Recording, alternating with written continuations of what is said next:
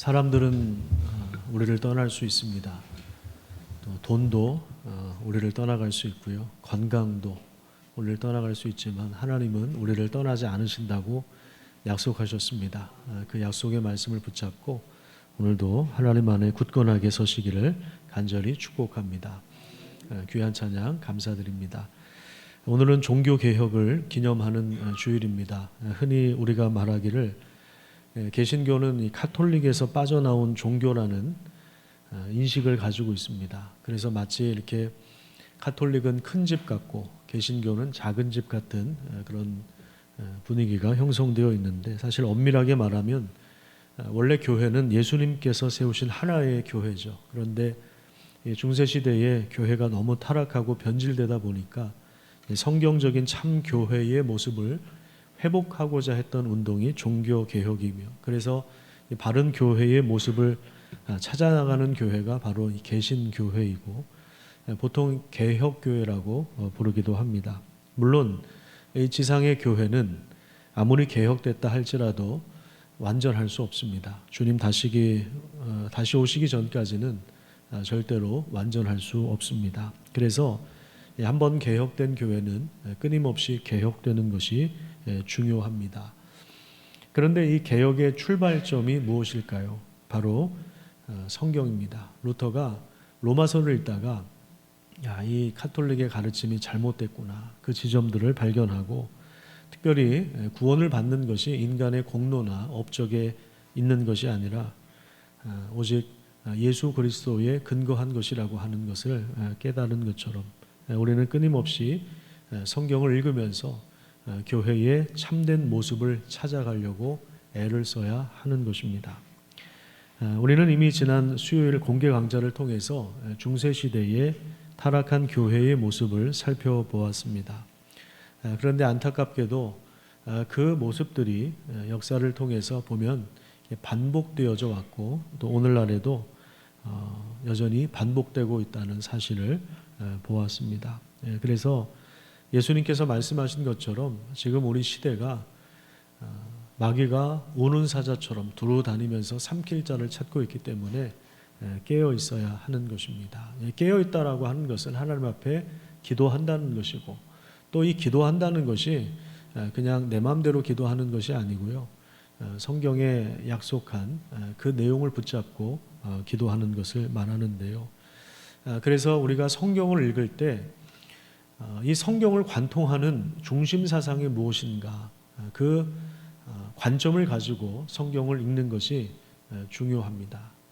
아무리 성경을 많이 읽어도 자기식으로 해석을 한다면 그러다가 이단이 될 수도 있고, 또 그냥 자기식대로 하나님을 상상할 수 있는 그러한 또 잘못된 일들이 일어날 수 있기 때문에 우리가 성경을 읽을 때는 반드시 성경을 관통하는 중심 사상이 있다는 것을 기억하고 읽어야 합니다. 자, 그렇다면 성경을 관통하여 흐르는 중심 사상은 무엇입니까? 제가 늘 강조하는 부분이라서 이제는 어쩌면 여러분들이 지겨워하실지도 모르겠습니다. 그럼에도 불구하고 우리가 자주 놓치기 때문에 오늘 다시 한번 그 내용을 설교하려고 하는데, 성경을 관통하여 흐르는 주제는 바로 하나님입니다. 하나님 나라라고 하는 것은 성부, 성자, 성령 삼위 하나님의 다스림을 말하는 것입니다.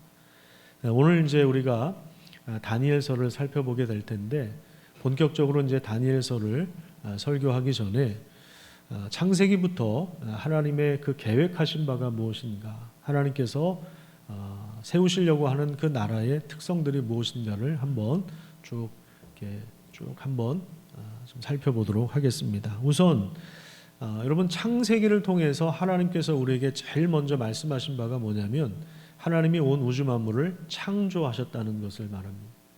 하나님이 창조하셨기 때문에 하나님이 주인이십니다. 그리고 하나님이 주권을 가지고 계십니다. 하나님께서 왜 창조하셨을까요? 바로 하나님이 다스리는 그 나라를 세우기 위해서입니다.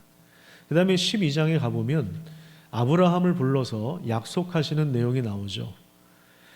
그를 통하여 후손이 번성하고 또 땅을 주시겠다고 약속하시며 그 민족을 통하여 모든 열방이 복을 받을 것이라고 하나님께서 말씀하셨습니다. 이것은 하나님께서 당신의 나라를 세우시겠다는 것을 의미합니다. 그 다음에 이제 출애굽기와 레위기와 민수기와 신명기로 이제 흘러가면서 이 전체 모세오경이라고 하는 책을 통해서 우리에게 말씀하신 바가 뭐냐면 아브라함에게 주어진 약속이 이제 모세에게 이어져서 특별히 모세는 하나님의 율법을 받은 자이죠. 그러니까 율법을 주셨습니다. 그러니까 율법을 통하여 하나님께서 그 나라를 다스릴 것을 말씀하시는 거예요. 그러니까 하나님 나라의 그 기틀을 세우시고자 율법을 주신 것입니다. 우리 나라도 마찬가지죠. 헌법이 있죠. 그 법에 근거하여 국회의원들이 활동을 하는 것이고 또 행정부나 사법부가 활동을 하는 것이죠.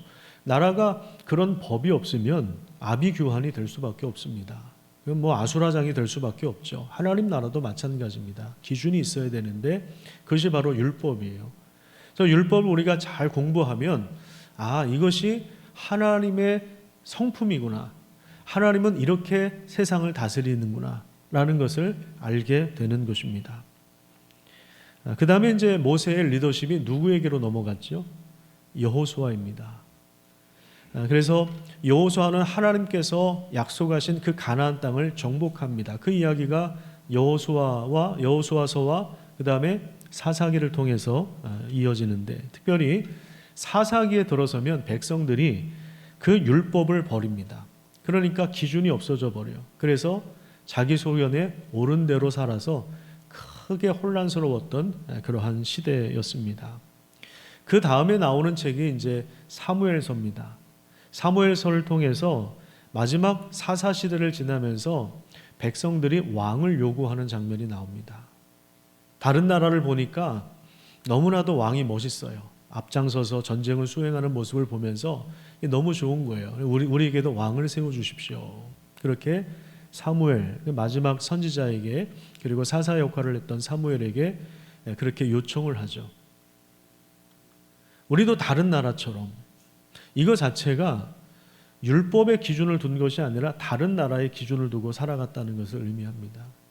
그래서 하나님께서 사무엘을 통해서 경고하신 게 뭐냐면 왕을 세우면 왕이 너희들 세금을 걷어갈 거야. 그리고 군대를 모집할 거야. 너희 자녀들은 군대에 가야 돼. 전쟁에서 죽을 수도 있어. 이런 식으로 왕정 제도가 되면 그 백성들이 얼마나 어려움을 겪을 것인가에 대해서 분명히 경고하셨지만 그럼에도 불구하고 하나님이 왕을 세워주셨는데 그 왕이 바로 사울 왕입니다. 근데 사울 왕이 결국에 하나님의 말씀을 버렸죠. 율법을 버린 거예요.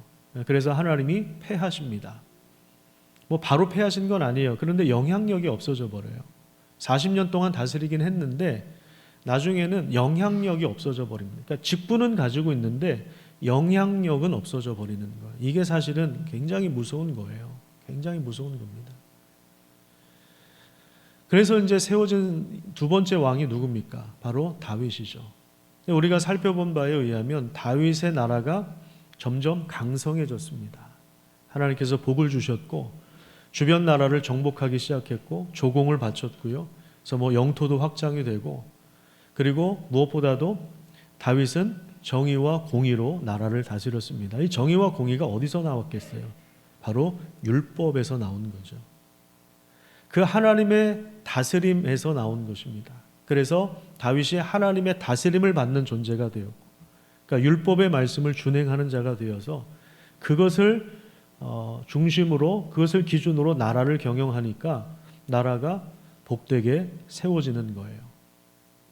다윗이 율법을 얼마나 사랑했는가 시편 1편을 통해서 우리가 알 수 있죠. 복 있는 사람은 여호와의 말씀을 즐거워하여 주야로 묵상하는 자다라고 하면서 다윗이 그런 삶을 살았기 때문에 그 나라가 든든하고 평안하고 강성해졌다는 사실을 우리가 보게 됩니다.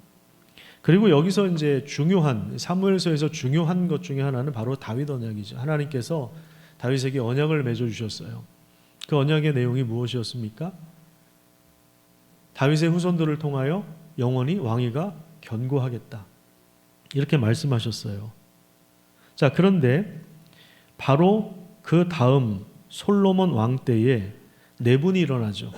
내분이 일어나고 결국 그 다음 정부 때에 나라가 두 쪽으로 이렇게 쪼개집니다. 그래서 북이스라엘, 그 다음에 남유다, 그 왕정의 역사가 쭉 진행되다가 나중에 가면 북쪽 이스라엘은 아수르에게 멸망을 당하고 그 다음에 남쪽 유다는 어디에 멸망을 당할까요? 바로 바벨론이라고 하는 이 나라에 멸망을 당합니다. 무려 한 400년 정도 되는 아주 길고 긴 이스라엘의 왕정을 소개하는 그 책이 바로 열왕기 상하, 역대기 상하, 이런 역사 책들입니다. 그리고 이사야서나 예레미야서나 에스겔과 같은 이런 선지서들은 이스라엘 열왕들의 그 시대에 활동했던 선지자들에게 주신 그 말씀이 기록되어 있습니다. 그러니까 왕들이 통치를 할 때 옆에서 선지자들이 하나님의 뜻을 알려주는 거예요.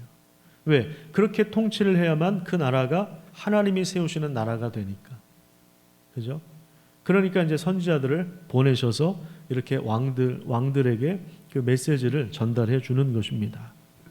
하나님께서 그렇게 부지런히 선지자들을 통해서 하나님의 뜻을 알려주셔요. 그런데 그럼에도 불구하고 인간이 얼마나 반역하고 얼마나 타락하고 얼마나 변질될 수 있는지 그것을 구체적으로 보여주는 것이 바로 이스라엘 역사입니다.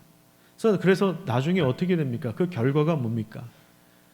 바벨론에 의해서 포위를 당하고 바벨론이 침공을 하고 나중에 이스라엘이 완전히 멸망을 당합니다. 이 부분에 대해서는 열왕기하 25장에 자세하게 이제 소개가 되어 있는데요. 바벨론 군대가 이제 토성을 쌓아요. 그래서 예루살렘 성읍은 굉장히 높은 지대에 있거든요. 그래서 견고한 요새와 같은 성읍이었는데 거기에 토성을 쌓고 예루살렘을 포위해 버려요. 그러니까 물자 공급이 끊겨요. 물도 끊기고 뭐 먹거리도 끊기고 성을 나갈 수가 없으니까 먹거리를 마련할 수가 없는 거예요. 그러니까 모든 경제가 다 멈춰버렸죠. 기근이 심해졌습니다. 양식이 다 떨어집니다. 성벽은 파괴됩니다. 시드기야 왕이 결국에 사로잡혀서 한 나라의 왕이 질질 끌려갑니다. 바벨론 왕 앞에서 신문을 당했습니다. 바벨론 왕 느부갓네살은요, 시드기야 왕의 눈앞에서 아들들을 다 죽여요. 그리고 눈을 뽑아버려요. 시드기야의 눈을 빼버립니다. 성전도 파괴되죠. 그리고 금으로 제작한 기물들도 약탈을 당합니다. 바벨론은 이스라엘에 노인들만 남겨두고요, 힘없는 사람들만 남겨두고 거의 젊은 사람들과 거의 대부분의 사람들을 포로로 끌고 갔습니다. 당시 그 왕들뿐만 아니라 지도자들이 얼마나 타락했는지 매일 술판을 벌이고 연회를 즐기고 가난한 자들을 보살피지 않고 그들을 위한 정책을 펴지 않고 그러다가 이 위기가 터지니까 지도자들이 도망가고 어린아이들은 사로잡히고 청년들은 길에서 기절하기도 하고요, 칼에 사로잡히기도 하고. 여러분, 전쟁이 나면 여성들은 굉장히 어려움을 당하죠. 폭행을 당하고 성폭행을 당하고 그 임신한 부녀들의 배를 가르고 어린아이들을 벽에다 메어치고 아주 그 말로 표현할 수 없는 끔찍한 그러한 그 고통이 이스라엘 나라 가운데 임한 것입니다. 완전히 그냥 나라가 풍지박산이 난 거예요. 완전히 초토화된 것입니다. 여기서 이제 우리가 질문을 하나 좀 던져야 되는 게 뭐냐면, 하나님께서 아브라함을 통하여 세우시려고 했던 그 약속, 그 나라, 그건 어떻게 되는 것이냐. 분명히 너에게 복을 주고 너의 땅과 후손을 주고 복의 근원이 되게 하고 이스라엘 나라를 통해서 열방에 복을 주시겠다고, 복의 근원이 될 거다, 이스라엘이 복의 근원이 될 거다, 이렇게 말씀하셨는데 과연 그 약속은 그러면 이 상황에서 어떻게 이루어질 수 있습니까? 그리고 다윗을 통하여 언약하신 말씀도 문제가 되죠. 하나님은 다윗의 후손을 통하여 왕위가 견고하게 될 것이라고 분명히 말씀하셨는데, 그런데 왜 이렇게 멸망을 당한 것인가 라고 하는 부분입니다. 하나님도 나이가 드셔가지고 이제 기력이 좀 쇠약해진 건가? 하나님도 이제 깜빡깜빡 하시는 건가? 나이가 들면 그렇잖아요.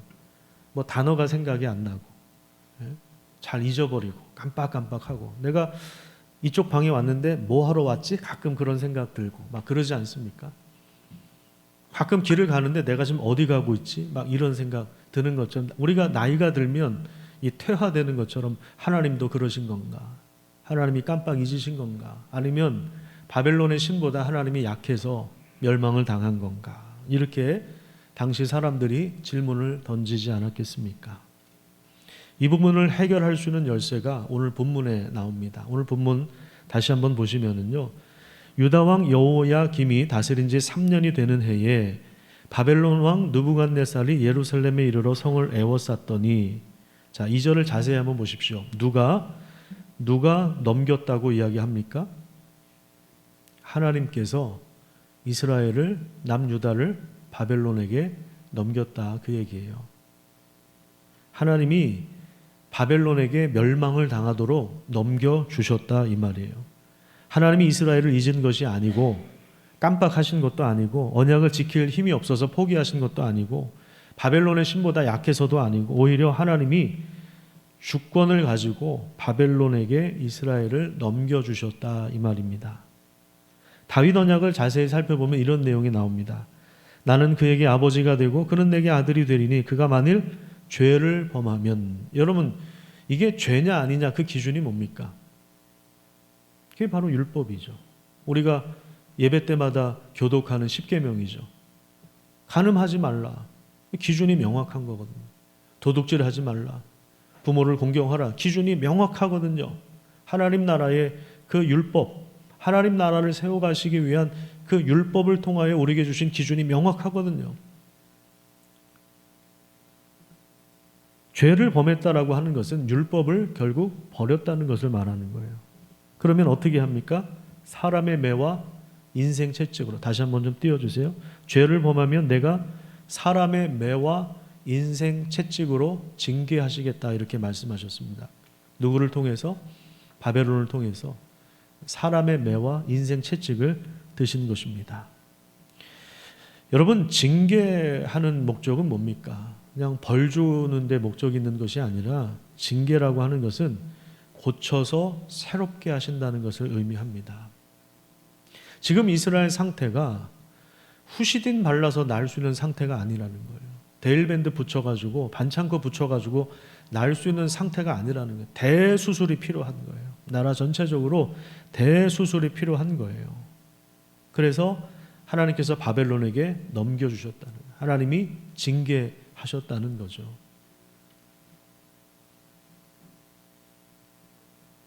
또 한 가지 이제 중요한 의미가 있습니다.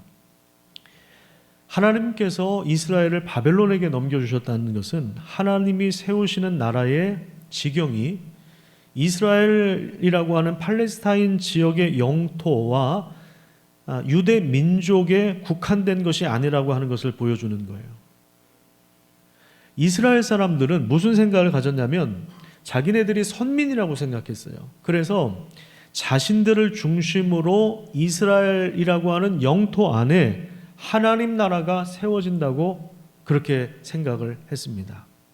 그래서 이 사상이 예수님 때도 이어졌는데요. 사도행전 1장에 보면 예수님의 승천을 앞두고 어떤 제자가 예수님께 이러한 질문을 던져요. 그들이 모였을 때 예수께 여쭈어 이르되 주께서 이스라엘 나라를 회복하심이 이때입니까? 라고 질문합니다. 자, 어떤 나라라고 이야기하죠? 이스라엘 나라.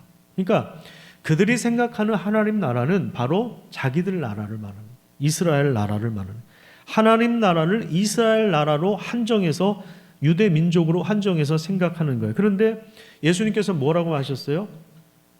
하나님 나라는, 성령을 통해서 진행될 하나님 나라는 온 유대뿐만 아니라 예루살렘뿐만 아니라 너희들이 원수라고 생각하는 사마리아를 포함하고 뿐만 아니라 땅끝이라고 예수님께서 말씀하신 거예요.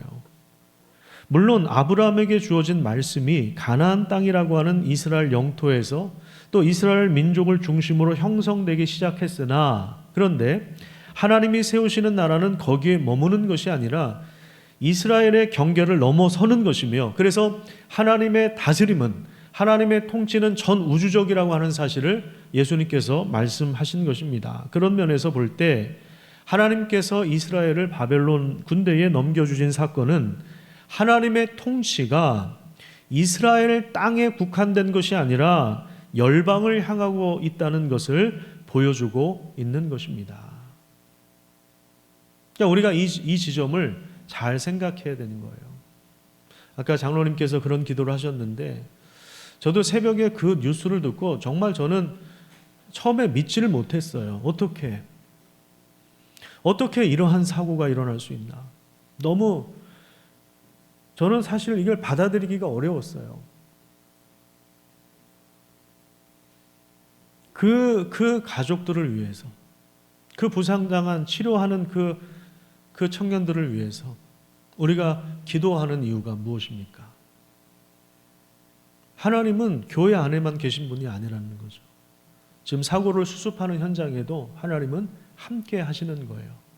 하나님은 이스라엘 땅에만 계시는 것이 아니라 그 잔인한 바벨론 군대와도 그 바벨론 나라에도 하나님은 여전히 하나님이십니다. 하나님이 온 땅을 다스리시는 거예요. 여러분, 당시 바벨론이라고 하는 나라는 세계 최고의 국가였습니다. 그리고 느부갓네살 왕은요, 지금의 미국 대통령보다 중국의 시진핑보다 훨씬 더 강력한 왕이었어요. 강력한 이 권력을 가지고 있는 그런 왕이었습니다. 그런데 하나님은 그들의 결정과 행동을 다 주관하고 계시다는 거예요. 느부갓네살 왕이 몇 세였을까요? 당시 느부갓네살 왕이 몇 세였을까요? 이제 갓 4살.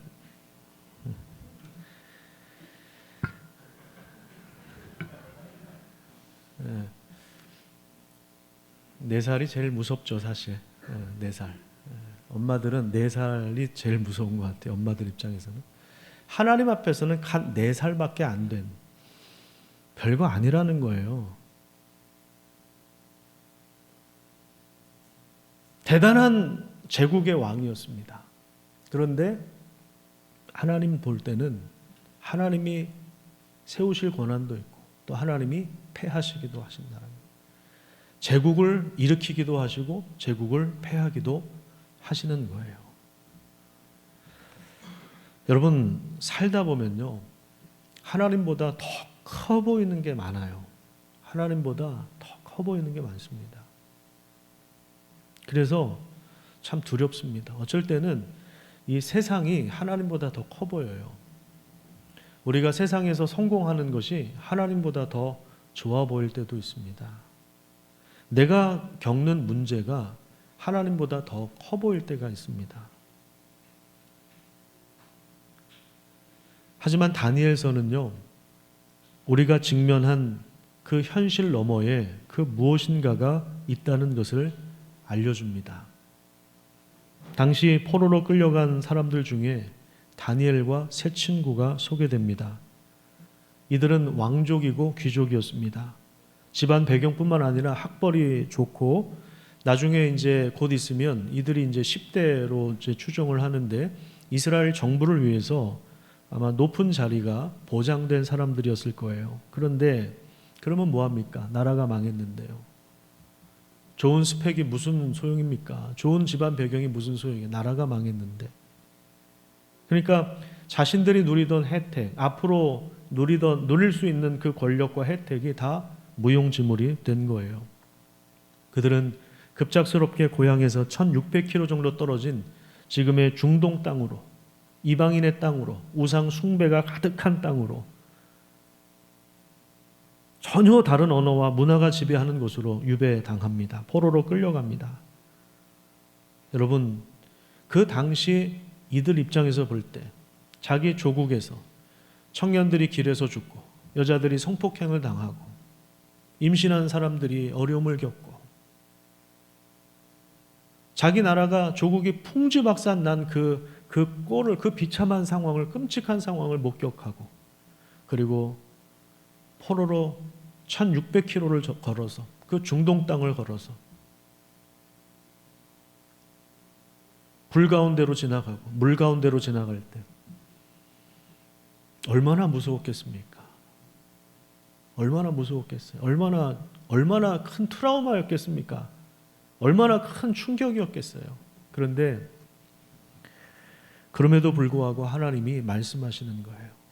오늘 성가대에서 찬양한 대로 너는 내 것이다. 내가 너를 버리지 않을 것이다. 너가 물 가운데로 불 가운데로 지날 때에도 내가 너와 함께 할 것이다. 이렇게 말씀을 주시는 것입니다. 특별히 하나님은 다니엘과 세 친구들을 통해서 이 제국의 허무함, 그 우상의 허무함을 드러내셨습니다. 역사를 해석하는 안목, 하나님의 일을 해석하는 꿈을 해몽하는 해석하는 실력을 갖추게 하셨죠. 그래서 이방 땅에서도 하나님의 말씀이, 하나님의 은혜가 끊어진 것이 아니라 새롭게 이어지고 확장되도록 그들을 통하여 역사하고 계시는 거예요. 그들을 통하여 다시 이스라엘을 격려하고 계시는 거예요. 내가 너희들을 떠난 게 아니다. 단지 너희들은 지금 징계를 받고 있는 것이다. 70년이 차면 다시 돌아올 것이다. 하나님은 이방 땅 깊숙한 곳에 그들을 두시고 하나님을 증거하도록 하셨습니다. 위기 속에서도 건져주셨고 불못불 속에서도 사자굴 속에서도 그들을 보호하셨고 오직 하나님만이 유일한 참된 신이라고 하는 사실을 드러내셨습니다. 그래서 다리오 왕도 그렇고 나중에 보면 하나님이 참신이라고 하는 것을 제국의 왕들이 고백하지 않습니까? 상황만 놓고 보면 너무 절망적인 상황이에요. 여기서 무슨 소망을 꿈꿀 수 있겠어요? 만약에 여러분 우리나라에 전쟁이 일어난다고 생각해 보십시오. 학교가 파괴됐어요. 학원가가 다 파괴됐어요. 엉망진창이 됐어요. 막 친척들이 다 죽고 막 가족들이 포로로 끌려가고 이런 상황에서 무슨 꿈을 꿀 수 있겠어요? 뭐 직장에 다닐 수 있겠어요? 무슨 사업을 할 수 있겠어요? 뭘 할 수 있겠어요? 우리가 이렇게 예배를 드릴 수 있겠어요? 뭘 할 수 있겠어요? 제자 훈련을 할 수 있겠어요? 뭘 할 수 있겠습니까? 그런 상황에서 무슨 꿈을 꿀 수 있고 무슨 소망을 가질 수 있습니까? 하나님은 그런 상황 속에서도 그럼에도 불구하고 이 언약의 말씀을 통하여 하나님께서 세우시려고 하는 그 나라의 꿈을 절대로 놓치지 않는 거예요. 하나님은 그거를 포기하지 않으시는 거예요. 1장 10절 말씀을 한번 볼까요? 다니엘은 고레스 왕 원년까지 있으니라. 포로 신분이었는데 참 대단한 거, 이건 기적이죠, 기적. 제가 동남아시아 분들을 무시하는 것이 아니고요. 여러분 우리나라에서 저 네팔이나 베트남 분들이 오셔서 국무총리를 할 수 있겠습니까? 네? 더군다나 다니엘은 지금 포로인데요. 무슨 대단한 나라의 포로도 아니고 이스라엘이라고 하는 바벨론에 비하면 정말 이 조그만 나라거든요. 조그만 나라의 그 포로인데 왕의 최측근으로서 총리 역할을 감당했는데 우리나라 뭐 총리 몇 년 갑니까? 길어야 2, 3년 아니에요? 정권 바뀌면 또 바뀌는 총리 자리인데 다니엘은 제국이 3번 바뀌고 아수르가 바벨론에게 망했고 바벨론은 페르시아 제국의 고레스 왕에 의해서 멸망을 당하고 페르시아 제국은 알렉산더 대왕이 이끄는 그리스 제국의 멸망을 당했죠. 다니엘은 아수르와 바벨론과 페르시아 이렇게 3개의 제국을 지나면서 4명의 왕을 섬기는 자가 되었습니다. 제국과 나라를 세우거나 폐하시는 분이 우리 하나님이시라는 것을 보여주고 있는 것입니다. 제국은 멸망을 당하지만 하나님의 말씀은 영원합니다. 그래서 하나님은 지금도 그 말씀을 통하여 모든 나라를 다스리십니다. 우리 개인의 삶도 우리 가정도 마찬가지예요. 그래서 하나님의 말씀으로 형성해 나가야 합니다. 교회도 마찬가지입니다. 하나님의 말씀을 부지런히 읽으면서 하나님이 다스리시도록 하나님이 주관하시도록 하나님께서 이끄시도록 하나님의 다스림을 우리가 세상에서 드러내도록 그렇게 살아가야 하는 것입니다. 그렇다면 어려운 상황에서도 우리는 하나님의 말씀을 붙잡을 수가 있습니다. 우리 현실 너머에 하나님께서 지금 행하고 계시는 일들이 있다면 하나님께서 지금 그 나라를 세워가고 계시다면 우리 생각은 참 제한적이거든요. 왜 나한테 이런 일이 일어났을까? 고통스러워요. 절망스러워요. 포기하고 싶어요. 벗어나고 싶어요. 그런데 그럼에도 불구하고 이 고통을 통해서도 하나님이 일하시는 것을 보게 되는 거예요. 그런 사람들을 통해서 하나님의 나라가 지금도 세워져 가고 있는 것입니다. 특별히 하나님을 떠난 사람들이 만들어내는 그 타락한 문화에 맞서서 우리 교회가, 특별히 하나님의 다스림을 받는 사람들이 건강하고 아름다운 그 문화를 이 땅에서 함께 형성해 나가는 것이 참 중요한 시대가 되었습니다. 이제 제가 내일 새벽에 조금 더 자세하게 말씀드리겠지만, 사실 이제 우리 기독교는요, 더 이상 다수파가 아닙니다. 이제는 우리 한국 사회에서 기독교는요, 점점 더 이제 소수가 되어가고 있고, 이제 아웃사이더가 되어가고 있습니다. 아마 다니엘과 그 세 친구들이 느꼈던 그 절망감을 앞으로 몇 년이 될지 모르겠어요. 30년, 50년, 100년 안에 교회가 아마 그러한 상황이 될 거라고 모든 지금 전문가들이 예상을 하고 있습니다. 지금 주일학교 자체가 없는 교회가 50%가 넘었어요. 이제 교회에 주일학교가 없어요. 이제 30년이 지나면, 50년이 지나면 이제는 좋은 교회를 찾기가 더 이상 어려운 시대가 되었습니다. 그런 시대에 우리가 지금 살고 있어요. 그 막막함, 그런 상황 속에서 우리가 성경을 바르게 읽고 또 마지막까지 주님께서 부르시는 그날까지 하나님의 뜻을 이루어갈 수 있도록, 그렇게 우리가 하나님의 다스림 안에서 그 말씀을 붙잡고 하나님의 뜻을 함께 이루어가는 그러한 교회가 되기를 간절히 축복합니다.